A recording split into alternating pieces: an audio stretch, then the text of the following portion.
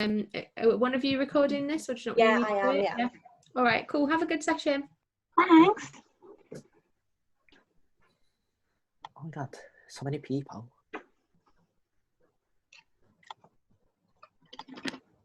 It's the aircon whatever. As you. Hi everyone, we'll just wait for a couple of people to trickle in before we start our session.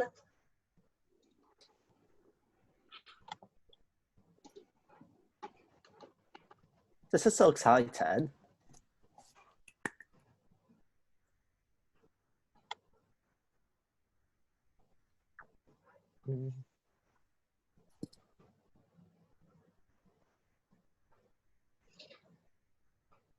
Just give it another minute.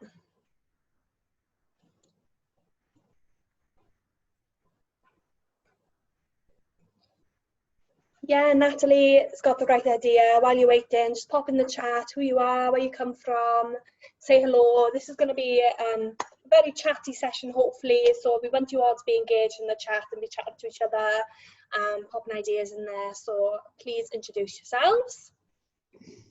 It can only be a chatter session with me, really. I can't see the chat. Ah, there it is. Okay, so hello everyone, I'm Megan, I'm on the NASFA committee. Welcome to our final NASFA session of Student Opportunities Festival. We hope that you've had the best week, and we've been really pleased to be able to put these sessions on for you. Today's session is all about engaging the unengaged, diversity and RAG, and I'm absolutely thrilled that we have Denis Lellin here and Laura Carlin. Denis and Laura also on NASFA committee with me, and Denis is the incoming activities officer at Nottingham, and Laura is the VP of postgraduate experience at Kent. So they're very well equipped to answer any of your questions. Just to let you know, the session is being recorded and it will be available at a later date. So if you want to leave, you'll be able to access it at another time. Please use the chat function. Please use the Q&A function. Denis and Laura will be answering questions at the end. And then at the end, we'll also be in the coffee shop if you want to continue the discussion. So I'll hand over to Laura and Denis. Yeah, well, hi. Mark, if you could just move on to the housekeeping again, just introduce yourself of that, then come to coffee chat. Well, here we are. I'm Denis, as Mark said, incoming activities officer at the University of Nottingham Students' Union. I'm also the current international students officer, which is probably more relevant to the session as we're talking about diversity. And I used to be an events coordinator at Nottingham Carnival with a K, and I am on NASFA committee with Laura. Hi all, I'm Laura Jane Carlin. I was a part of Kent RAG, their committee for 3 years and was an active member for 4 years. And I'm the current Vice President of Postgraduate Experience at Kent Union. And like Denis and Meg said, I'm on the NASFA committee with them also. Yeah, and since we're starting talking about engagement, we'll have a little quick Mentimeter exercise for you, if Meg could just move on to that. So if you go onto menti.com and write in this number that you see on the screen, 120818, if you could put what types of students you struggle to engage with the most, or like which group of students you find it hard to talk to and things like that. Obviously, it's no secret that RAG and just charity sphere as a whole is a very white dominant. It's quite a British one. It's women's dominant. So please, oh, there are more postgraduates, I see. Medical students, engineering students, student parents, postgraduates. No one's struggling with internationals. That's interesting, because I feel like that there is, I think, a lot of places. First years, oh, interesting. Usually one thinks like first years are the most engaged ones, really. But well, the reason we want you to put all of that in is so we can like kind of tailor our presentation as we go throughout to this. Laura, what you think about all these words popping up? Yeah, I think having been a postgraduate and representing postgraduates, that one definitely should be on there. STEM students, I think we'll go over some of it as we carry on, but I think 100% students from the sciences are just so hard to engage. Medical students, we're about to open a medical school. So I see black students, BAME students. Yeah, okay. Yeah, I think like Dennis mentioned, fundraising can be a very female dominated and white dominated area, but you know, this is time for us to become more diverse, and we'll talk about ways you can look at doing that. So yeah, Meg, I think you could move on from this. We can see now a lot of different interesting comments. Yeah, so a lot of what you've put we will kind of discuss throughout this session. If we don't specifically talk about the areas you're here for, please feel free to put questions in the Q&A section and we'll try our best to answer them. But what we will discuss specifically, we'll be discussing around representation structures, accessibility and inclusive means of communication, and inclusive events and activities. Yes, and let's start with the structures, because it's like the most superficial and potentially even easiest to change thing and engage with. So Meg, if you could move on to the next slide. So talking about the representative structures, we could talk about the internal structure, so the structure of your RAG or your society specifically, or external structure, so your connections with the uni and the SU and where you sit within it. So thinking of internal structures, it's important to think, is your RAG representative of the student body that your university has? So for example, at the University of Nottingham, 1/3 of students are international students. Well, I can definitely tell you that not 1/3 of our RAG members are international. So that's, for example, something we definitely can work on. And just like that, you can look at different aspects and demographics within your student body and see, is it the same for your RAG? And if not, it's not the end of the world, but it means you could do better in terms of making it more representative. And moving on from that, is your committee then representative of your RAG as a whole? And if makeup of your committee, let's say if your committee is all men, but most of the people in your RAG are women, like this is not very representative. So think of how you can engage, diversify it.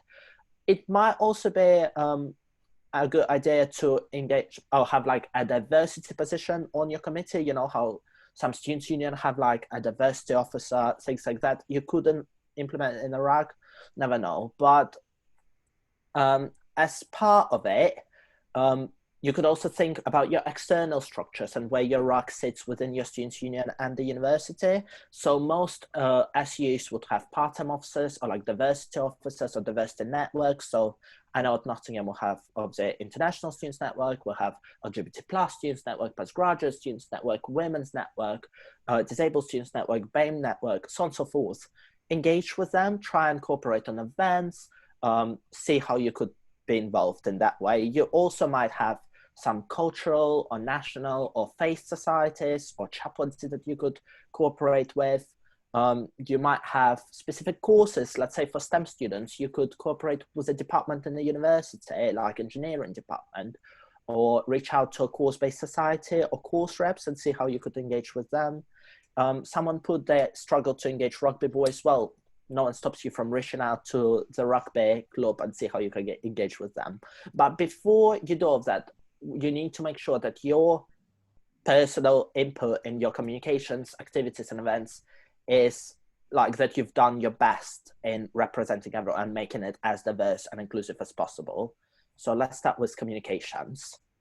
Yeah, I just want to add on what Dennis just said about engaging people. Just remember, especially in the world we're going to come into with university next year after like post-COVID, this is the perfect opportunity to try and collaborate with people you wouldn't have before. So the Movember campaign, if you run something like that and you haven't been able to get the rugby lads on board, maybe this year you can, because, you know, more people are going to have to collaborate to get events going and stuff. So yeah, if we can move on to the next one. Lovely. I think this is one of the most important areas we'll cover, and this is platforms. So if I can ask Meg again to move on. We have another Mentimeter for you. Apparently we really love these. So we want to kind of look at the platforms you're using. So if you can go to menti.com again and use those new numbers on the screen. We just want you to vote up whichever platform you use the most. So we've got Facebook, Instagram, Twitter, LinkedIn, and then we put other. There may be a chance that the one you use the most is other. If you do, please put in the comment section which other you're using. But yeah, this could be as an individual or within a society, because we don't know if everyone here today is here on behalf of RAG. But I'm not shocked that straight away goes to Facebook, Twitter. Okay. Insta. Facebook. Interesting. To be fair, it's not the most surprising, because I think like a lot of university life does happen on Facebook for whatever reasons. It does have a tendency to slowly but surely leave the university world as new students come in and don't use Facebook as much. No one is using LinkedIn. Oh, I assume no one is using LinkedIn as their main source, but maybe some of you use it as a whole. Natalie, if you can't vote more than one, feel free to put them, like put all other social media you use in the chat, just so everyone can see what people are using to see what they want. I think like there will be more than one platform you use. I think we were just interested in straight away which one you use the most. I think later on I'll go on to talk about the different ways you use these platforms, and you may use Facebook for one reason and Instagram for another. But I'm not shocked by that at all, and I'm very sad for LinkedIn. I love LinkedIn. Yeah, Meg, if you could then move on to the next slide, just so we can discuss it a bit further. So now that you've put a lot of you use Facebook as your main media, again, it's not surprising, but are all of those platforms favorable for all students? Because there are different types of platforms that obviously are tailored more for different demographic of people, and therefore also the students at your university. So from my personal experience, I know that a lot of international students at the University of Nottingham are students from our campus in China, in Ningbo, so they would normally be exchange students. A lot of them would be using WeChat. Any of you using WeChat for your RAG things, please put yes or no in the chat. I assume most of you wouldn't know what a WeChat is, but it is a social media that actually, I'm pretty sure it's third most social media at University of Nottingham after like the research we've done. So yeah, that's a weird fact. The other thing I know is that international students have reached out to me telling me that they would prefer more like conventional physical means of communications, like flyers, leaflets. Again, I wouldn't say spend all your money on leaflets because we do care about the environment. And like, if you do use leaflets, don't just post them in every single door, put them in like main common rooms, libraries, so on and so forth. But still remember to engage with like the multimedia rather than just use one way. What do you think, Laura? Yeah, so I just want to remind everyone that obviously Dennis and I have kind of drawn this PowerPoint up based on our experience, him as a international officer and mine as a postgrad officer. So it may not be that this applies specifically to your university or your union. So please, if you have any questions, again, just put it in the Q&A. But yeah, no, I think what I found both in my RAG and as this role is that societies tend to heavily rely on one type of media, or they'll use two for different reasons. So I think it's very dangerous to just be publishing without like thinking about it. And I think that's the reason we're kind of doing these talks, is because we want to make you think of the bigger picture. So Facebook could be a lot of your challenge event promo, a lot of your kind of, these are the campaigns we're doing. And then you look over to the Instagram and it's a lot of, you know, boozy socials and kind of all the fun night out, which is fine because you want to show all the types of things you do, because you're not doing just one thing in your society, you're doing many different things. But I say think about who uses those platforms. So I'd like to tell you a bit of what I've learned in my role as Vice President of Postgraduate Experience. So just the thought of, do you use Twitter? Not many people put Twitter, not a shock, but what I've actually found is a lot of research students use Twitter for professional networking, which I just didn't think was the case. If you look down my Twitter, embarrassing if any academic or postgraduate follows my Twitter, because it is not about networking. But could you use that platform in the future for, yeah, exactly. Teachers use Twitter a lot. It's a lot of networking, which I found really strange. But since getting my head around it, now I post a bit more professionally. It's a chance maybe to potentially set up a RAG Twitter or a committee Twitter for whatever society to promote employability, to promote maybe the event side of what you do, the campaigns.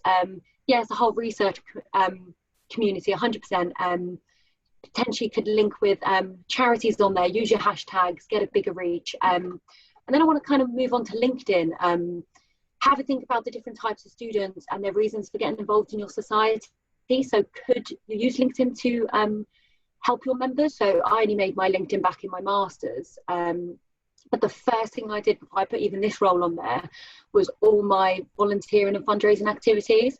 And I recently actually asked Kent Rag, the rag I was in, if they would think about making a LinkedIn, because for employability, it's a huge thing. And I can tag them in my activities. They can tag me in these talks. But also, if you're looking to put your LinkedIn on your CV eventually, you can endorse people's skills. So if I put, since being a secretary in Kent Rag, my communication skills are ace. They could go on there and endorse my behaviour, and multiple people can kind of endorse that. And obviously that really helps with employers. They can go on there and really see the skills you've got. I think looking at all these different platforms and what they can give to your society, you then need to think about tailoring these posts. So the same post you put on Facebook would not be the same post you put on LinkedIn. And I give you the example of people getting their results recently. On Facebook, you see all your friends like, yeah, I'm finishing uni, I'm a graduate. And then you go onto LinkedIn and it's, I am pleased to announce that I will be graduating with a 2-1. And you know what, I find it really funny seeing the same person on these two different modes of communication, but actually you need to kind of tailor your language.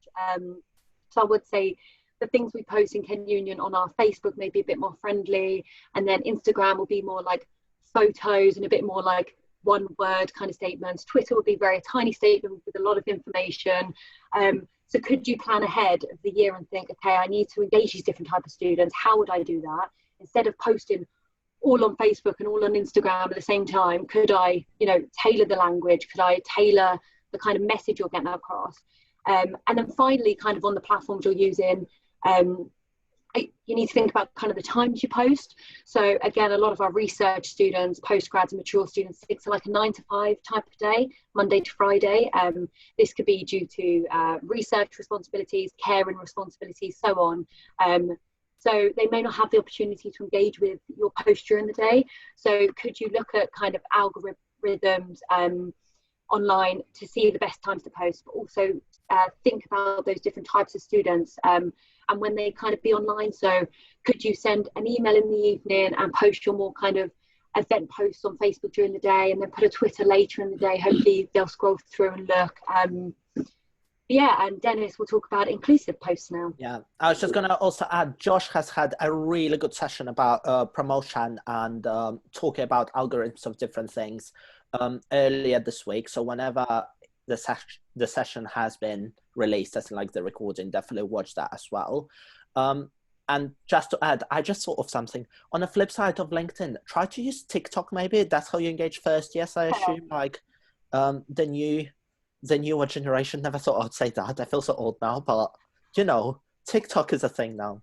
Yeah. But yeah, talking about inclusivity, make sure that not just when and where you post, but the fact that whatever you post is accessible to people. Like, can colorblind people see the letters on your post or not? Can students with dyslexia be able to read it? Like, are you using accessible color combination? You can easily type up on Google how to make your things accessible. Are you putting picture descriptions to your post and like plain text to your pictures? Do you have subtitles on your videos? Things like that.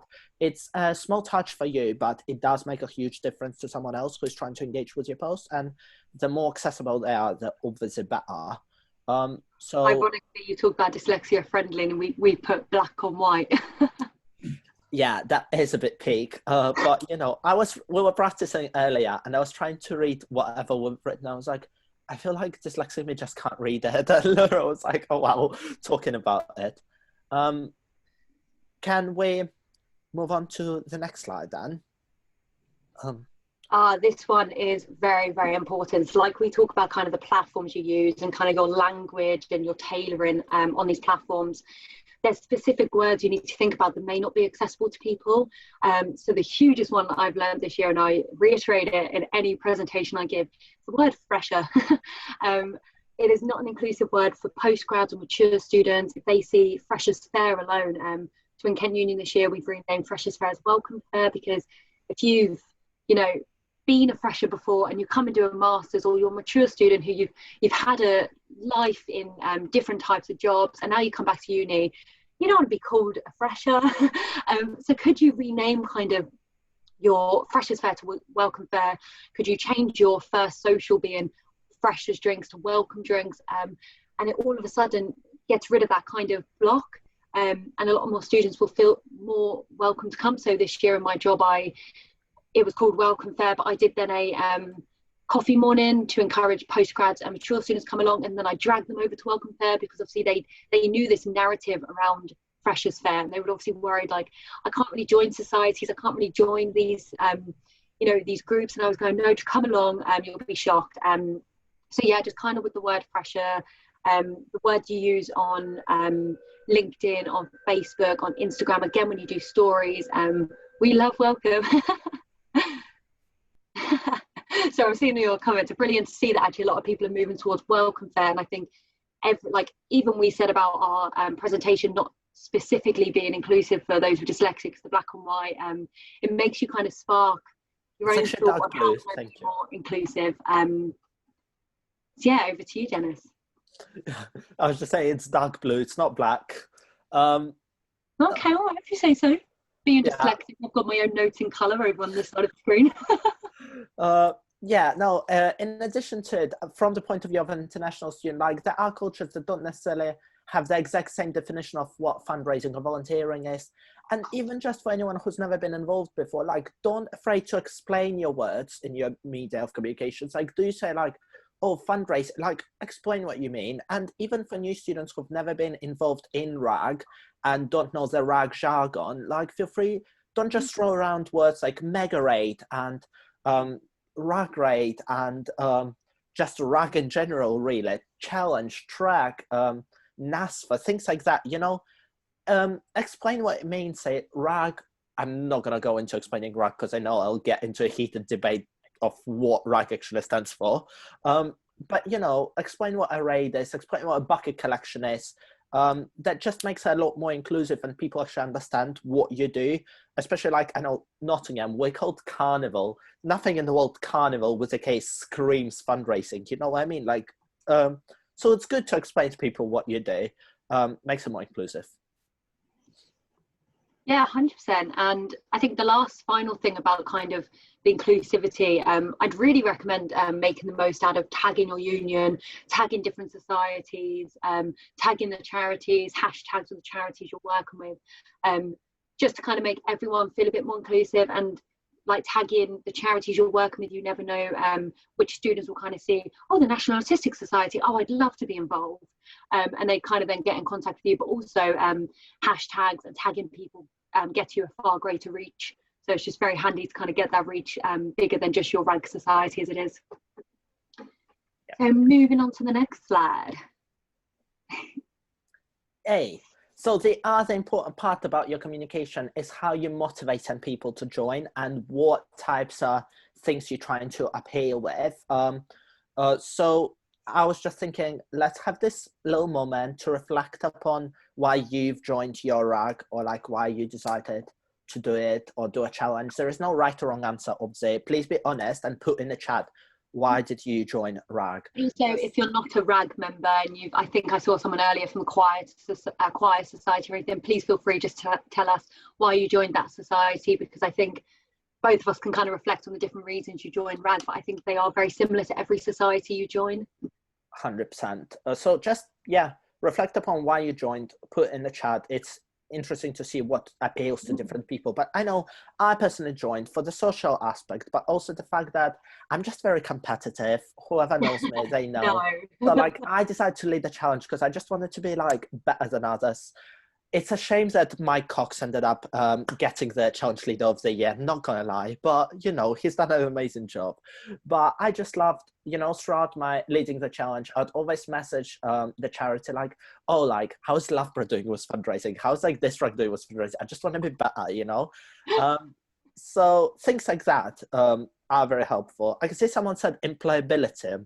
So like you have a lot in common with Laura.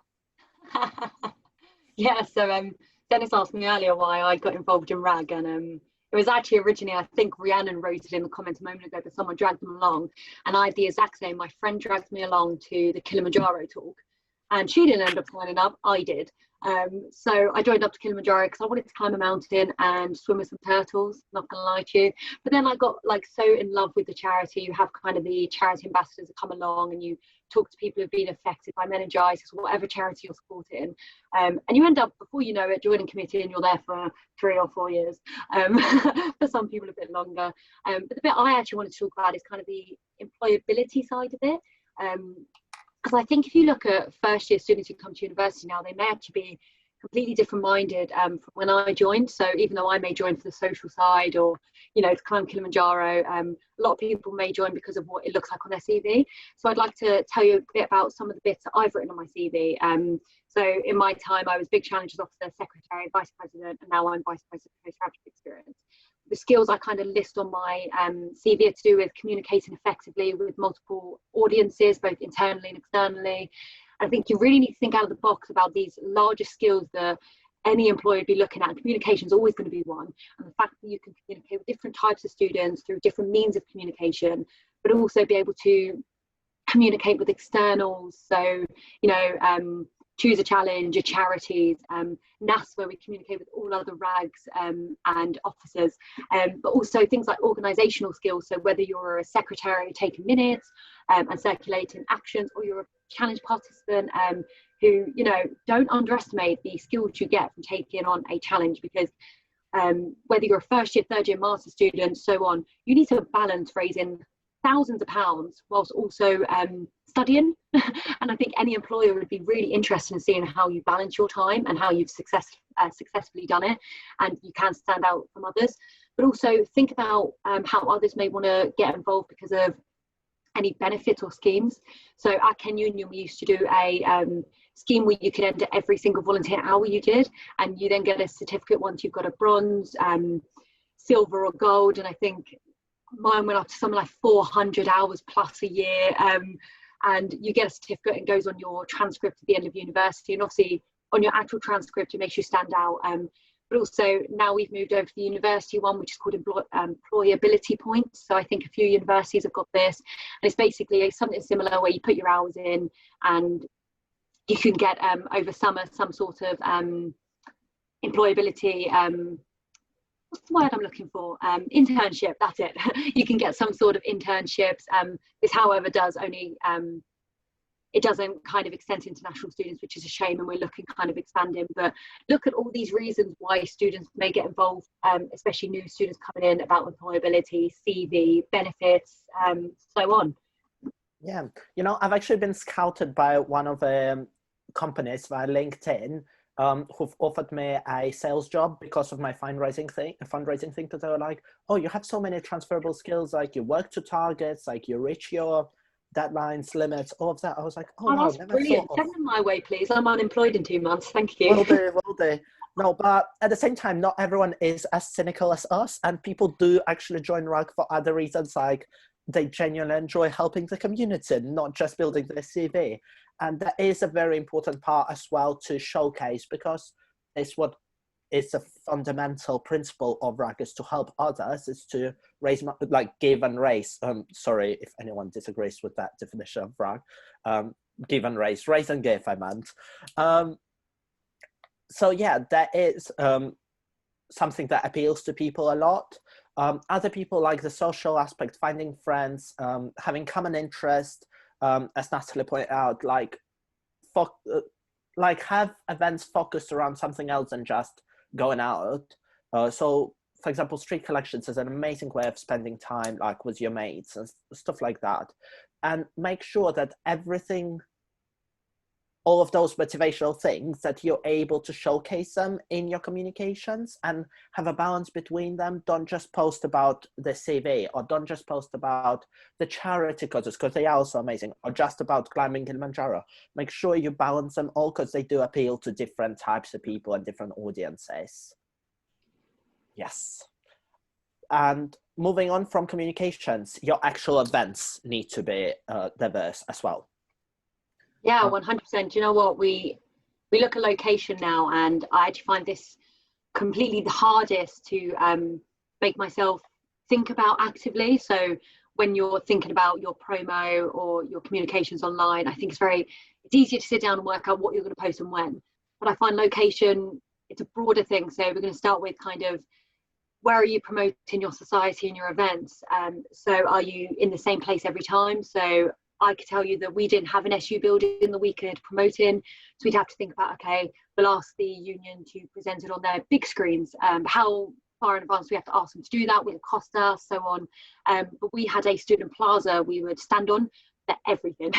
We would stand there, I think, 6 weeks straight. Every day that we could get volunteers, and we'd promote every single challenge. And then whenever we had an event, we'd stand there again. It makes you think you're catching the same students every time to and from their lectures. So could you move where you're promoting? Could you, instead of having your store on the plaza that we would have, could you go into the science building? You're saying that you're struggling to engage the STEM students. So same as in my role this year, I was going and doing coffee events in our student library, but then the science students were going, I need to be in the lab by 8:30, 9 to get a spot. So could you instead move your coffee morning into the science building and encourage other students to go into that environment? Have you, moving on to campuses, do you have multiple campuses? I find this the hardest to engage. We have another campus that's it's just under an hour to travel to, and then we have European centres, so Brussels and Paris, which obviously not so quick to travel to, but could you engage these students? So could you, the closer campuses, I think Dennis is going to talk about it in a minute, but could you travel to those campuses and do events over there? Could you promo over there, or encourage them to set up their own mini committee over there? Things like our European centres, we have, you may not be able to get them over to our events at all, and they may not be able to join the challenges, but could you instead get them to do something similar over there? Get a charity RAG person on their committee over in the European centres. Could you encourage them to get involved in your campaigns? Not everything has to be in person. I think Dennis is going to go more into that now. Yeah, so I was just thinking that my experience is quite different to Laura's, because our campus does have an SU building, but that creates an opposite issue, is the fact that everything gets promoted within there and nowhere else. So you engage with the same bubble of people. You want to engage with STEM students, well, go to the physics building and then promote there, like do a lecture shout out. That's what will get you physics students. Someone said that it's hard to engage with first years. Well, if you're promoting in the main SU building, it might be a bit intimidating for first years, but if you go into halls, that's where they live, you know what I mean? Like, they can't really avoid you there. So make sure that your location is suitable for a target audience. And also just make sure that your location is accessible, that there's a big footfall, that people do go there. Like, if there's a shop nearby, there'll be a lot of people. If it's near your sports center, there'll be sports people walking around, it's kind of common sense, but you do need to specifically think about it, and make sure that that goes both for your main events, but also for your location of your promotional stalls and things. So don't promote everything in one spot. Do go out in different remote places on campus.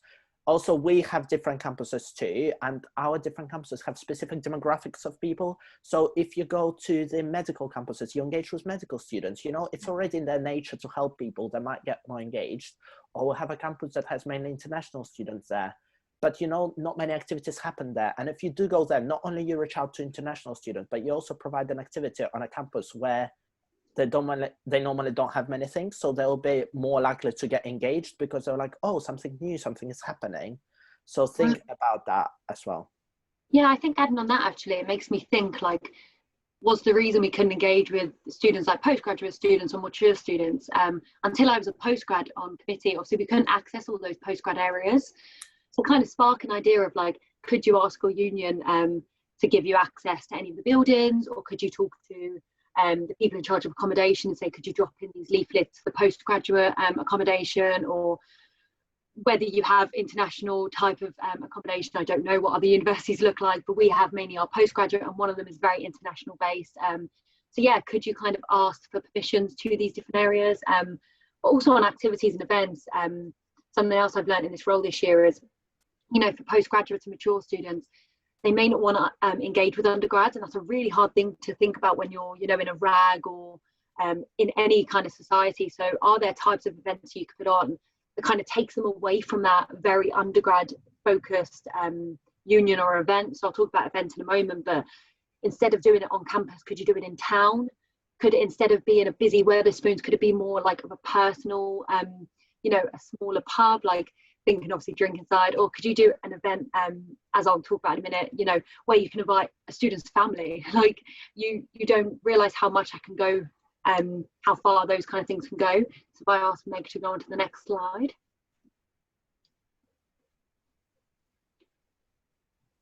Thank you. So the types of activities and events you do, again, there are so many depending on the type of RAG you're in, you're small, medium, large, whether you're in, you know, I saw someone in a choir society, the events will be completely different. The things I kind of want to go on are kind of the types of things you have to consider. So what makes your event stand out to a student that hasn't engaged with you yet? So first of all, you need to think about the variety of events you do. So obviously we've put some photos here, and we've got our colour run, we've got our Santa's Grotto, the Christmas party. What do you call the dog event? Puppy room. Puppy room, that's so cute. But like something from the colour run to the puppy room would be completely different students you'd engage to, you know, me sitting with Santa in the grotto, being a very club event, to then Meg and Dennis clubbing with their society of the Christmas party. Like very different people you engage. You know, what type of events could you kind of think about before you start the year? So, oh my God, that's me. Yeah, it is. So could you put on events like the Colour Run, which engage the sporty societies? You know, maybe you could encourage some competitiveness against the rugby lads and football lads, and bringing in, you know, then the female sports teams, you know, make it competitive, make them get involved. Bringing in pamper events, could you get in students who want to do some henna, and bring in students again that you wouldn't normally engage with. But also with the kind of variety of events, you need to think about the timings. So like I said before, where postgrads may stick to a 9 to 5 day, if you're doing events, you know, evening events, maybe they don't want to get involved because they're tired, they want to go home. So could you put something in the middle of the day? So I host a PGT break, which is like an opportunity for all postgrads to come together once a week around lunchtime. So it encourages them to have a break. And I think that's one thing you need to kind of communicate to a lot of students actually, is that you can have a break and you can take an hour out of your day. Or the flip side, students are so busy during the day, could you put an evening event on, not a night event, but an evening event? And then obviously you do want your night events. So could you put on a variety of these events? But also, you know, are you looking at the price? So not every student will have the same amount of resource and money coming into university. So could you engage some students with free events? You know, those students who need to pay, maybe if it's a big event, you need to pay £5 to £10. Are you going to go and risk not enjoying it? So if it was a free event, you've engaged a student that they may think, okay, it's free, I can go and then leave if I want to. But you never know how many people you can engage that way.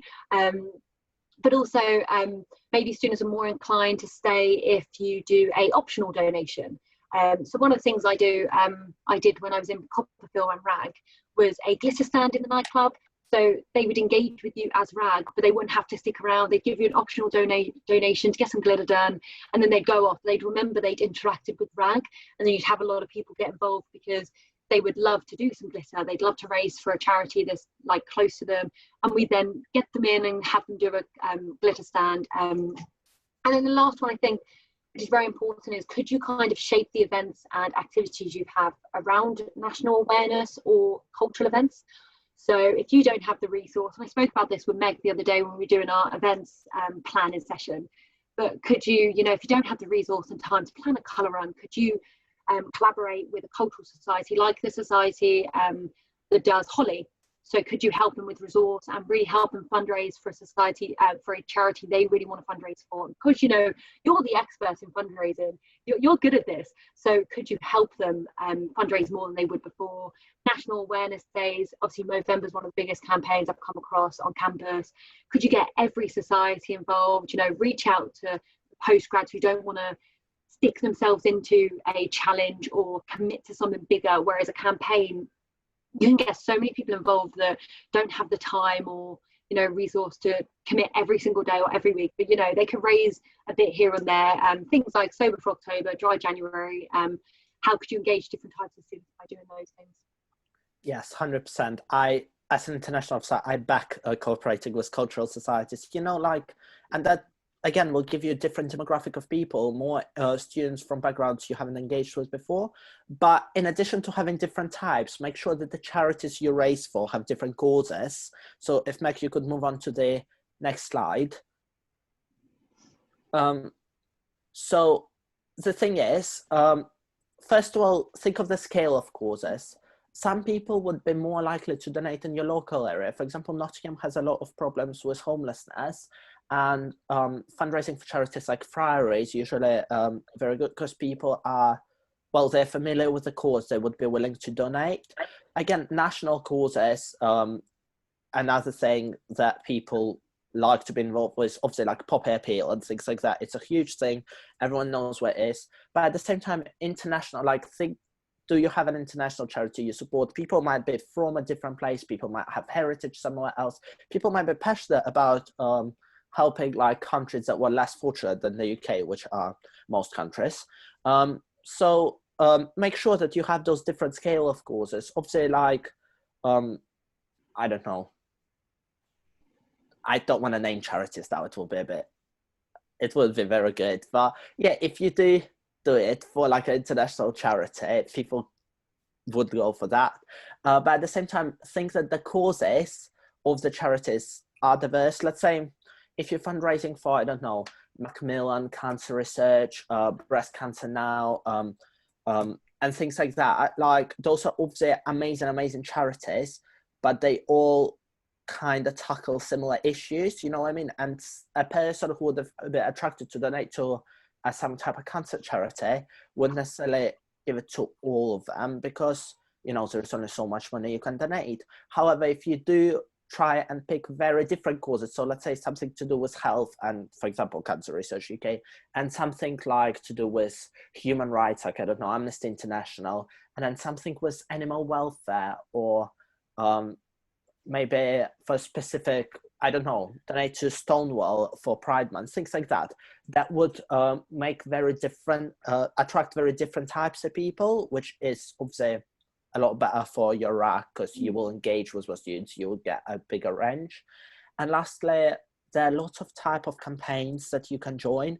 So there is like November, Sober October, Dry January, obviously with the current rise in BLM movement, like jump on the bandwagon, like, and donate to charities that are worth donating to that you probably wouldn't have engaged with before, but because of the campaign, it is very useful. And again, you will attract a different demographic of people. So obviously, like if you go with BLM movement and start donating to charities who actively campaign for rights of Black students, someone has been talking about it before, that they find it hard to engage with BAME and Black students. I'm sure you will engage more of that demographic if you do that. So that's probably the last thing to keep in mind, in our opinion, about activities and events. I'd like to add on that, just with the kind of BLM movement and everything, is just making sure that you know what you're talking about and you're supporting before you post anything. I'd 100% support Dennis when we say jump on the bandwagon, but make sure you know what you're talking about when you're supporting it.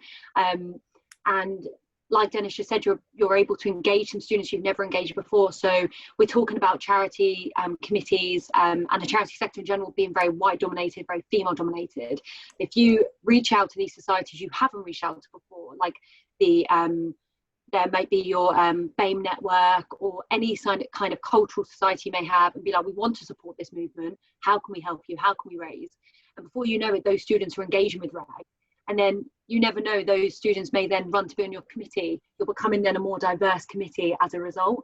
So by reaching out to these different people, you're then just improving diversity on your committee, which obviously is the ideal solution, it's the ideal outcome, isn't it? But yeah, just moving on to the final slide and then we will be quiet.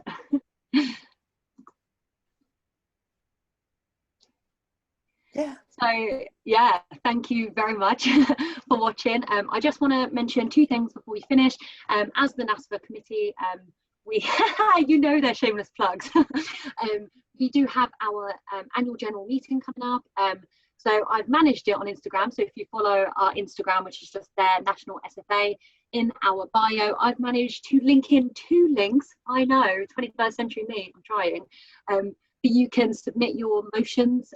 So a motion could be anything from how you think the committee should look, how NASFA should be kind of shaped in the future.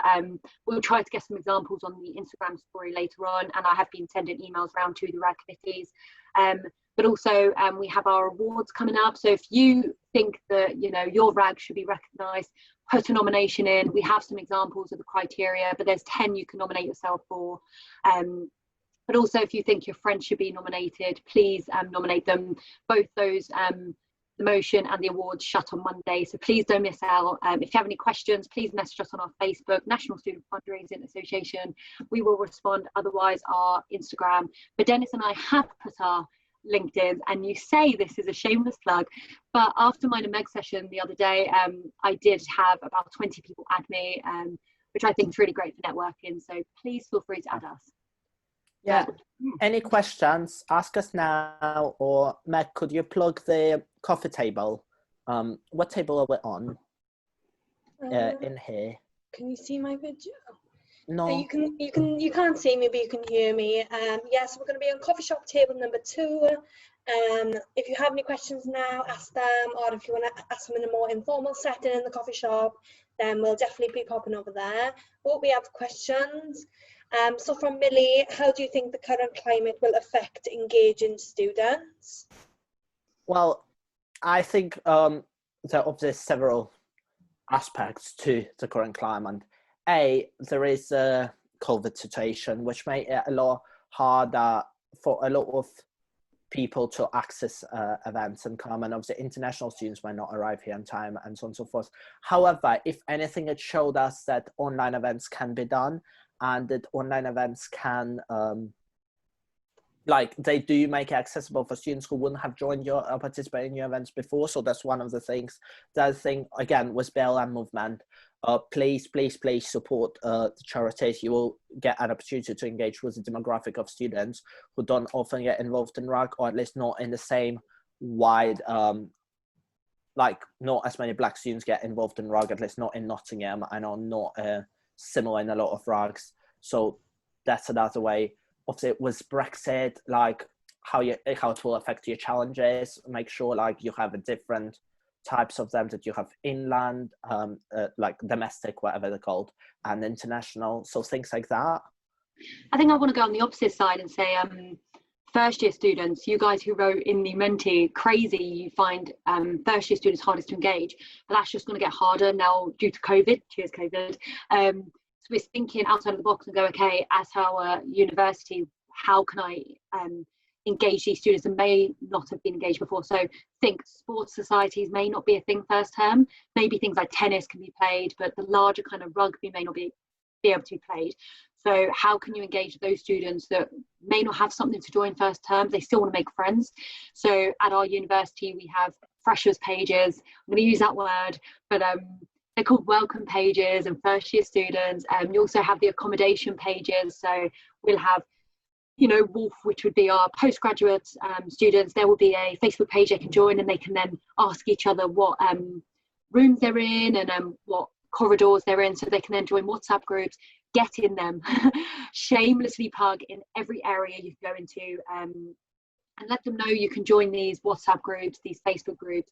You can get involved in things that are being planned for second term, third term, get them involved in campaigns, you know, push the CV and employability while you can, because if you can't get out and play sports and do events and join socials and get stuff online, you know, improve your CV and employability in your first year instead of your third year, you know. So yeah, think that way and think out of the box of how you can engage those students from day one. I hope that answers it to some extent. Shall we switch to the coffee table now and then see? Yeah, we're moving over. Well, thank you so much, Denis and Laura. You've been fab. Thank you, Meg. This has been our final session. Oh, the final one. Oh yeah, that's the end of NASFA stuff. But yeah, And there's still lots of cool sessions. Rose's session is starting soon today. Is it at 3 or at 4? it's at 3. It's in a few minutes. At 3, about lots of online events, 101 to be exact. that you could put up, which is definitely something to consider now in the current climate and how to engage students then. And we've got a keynote later on with Jay Foreman, who's got thousands of subscribers on YouTube. He's a YouTuber. But yeah, even if you're a student fundraiser and you want to go to other sessions, you're so welcome. You don't have to just go to NASFA sessions. But well done to you three and everybody else from NASFA for putting on so many cool sessions. I've dropped the link to table 2, so I'll just give everyone a second to join that, and then I'll close this stream so I can prep for my session. Thank you, Rosie. Thank you. Well, I'm moving over now. See you there.